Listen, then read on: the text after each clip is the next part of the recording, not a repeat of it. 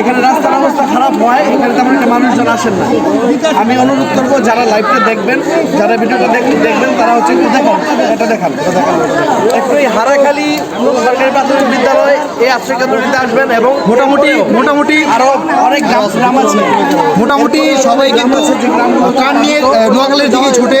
নোয়াখালীর অবস্থা খারাপ, কিন্তু লাকসামের কথা কিন্তু কুমিল্লার কথা কেউ ওইভাবে বলে না। কুমিল্লার ভিতরে লাকসাম, হারাখাল, এখানে মানুষ কিন্তু আরও বেশি অসহায় রয়েছে। আপনারা এখানে আসবেন ত্রাণ নিয়ে। আজকে 7 দিন 8 দিন ধরে কয়েকটা ফ্যামিলি একসাথে করে এখানে রয়েছে। এখানে কিন্তু শুধু মানুষ না, পাশাপাশি গবাদি পশু, তারপর আপনার ছাগল, গরু, সব কিছু। আপনারা আসবেন। আর এখানে সবচেয়ে বেশি যেটা প্রয়োজন আমার মনে হয়েছে সেটা হচ্ছে বিশুদ্ধ পানি। এখন আছি একটা আশ্রয় কেন্দ্রে, আপনারা দেখতেই পাচ্ছেন ত্রাণ দিয়ে আশ্রয় কেন্দ্রের মধ্যে আছি। তো এখানে যারা আছে তারা বলতেছে যে এখানে সেরকমভাবে কেউ ত্রাণ নিয়ে আসে নাই, তারা সেইভাবে কোনো ত্রাণ পায় নাই। তো আমরা আমাদের যতটুকু সামর্থ্য ছিল আমরা ওইভাবে করে আসছি এবং আমরাই নাকি প্রথম, আর কেউ ওইভাবে আসে না এখানে।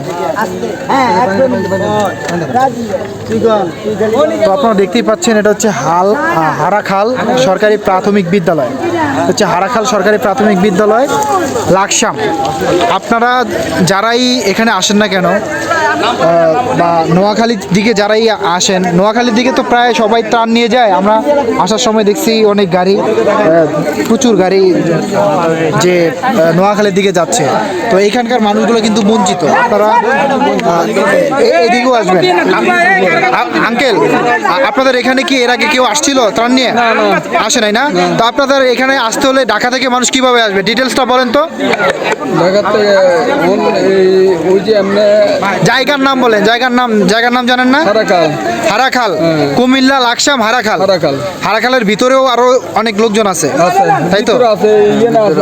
আছে ভিতরে, আমরা আছি ভিতরে। আপনারা পাইছেন এর আগে কেউ ত্রাণ নিয়ে আসছিল আপনাদের এখানে? এই প্রথম। তো দর্শক, আপনারা কিন্তু শুনতেই পাইলেন যে ওইরকমভাবে কেউ আসে নাই। আপনারা আসবেন হারাখাল সরকারি প্রাথমিক বিদ্যালয়, আর এটা হচ্ছে আশ্রয় কেন্দ্র। এখানে মোটামুটি সবাই আশ্রয় নিয়েছে, গবাদি পশু, ছাগল, তারপর গরু,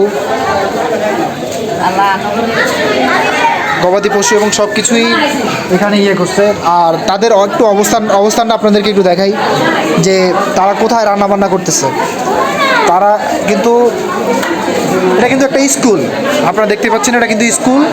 হ্যাঁ, এটা একটা স্কুলের ভিতরে আশ্রয় কেন্দ্র। সবাই এখানে আশ্রয় নিয়েছে।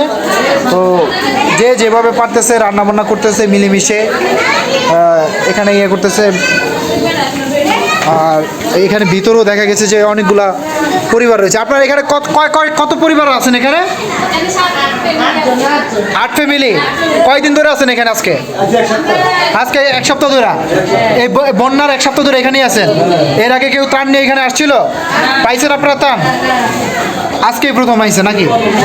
আর রান্না বান্না এখানে করতেছেন?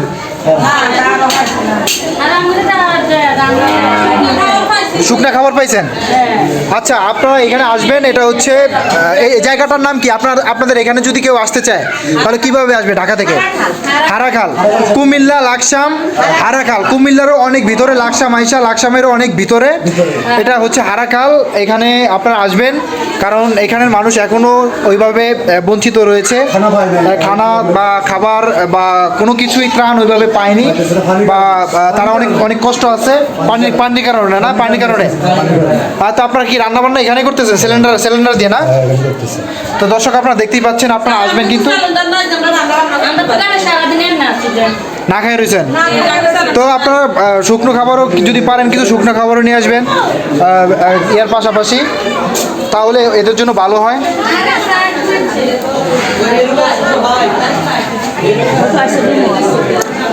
মোটামুটি গরু, ছাগল, যা যা আছে ইত্যাদি।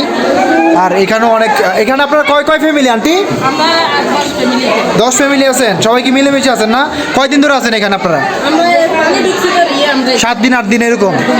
তো আপনারা আসবেন, হারাখাল আসবেন, নোয়াখালীর পাশাপাশি এখানেও আসবেন, শুকনো খাবার নিয়ে আসবেন এবং কি মোটামুটি যতটুকু সবচেয়ে বেশি এখানে যেটা আমার মনে হয়েছে যে বিশুদ্ধ খাবার পানিটা প্রয়োজন বেশি, বিশুদ্ধ খাবার পানিটা আপনারা নিয়ে আসবেন এবং হারাখাল কিন্তু আসবেন অবশ্যই। আমরা কিন্তু আমাদের সাধ্য অনুযায়ী আমরা কিন্তু বিশুদ্ধ খাবার পানি, চাল ডাল, তেল এগুলো নিয়ে আসছি। তো আপনারা হারাখাল আসবেন, আপনাদের কাছে আমার এতটুকুই চাওয়া।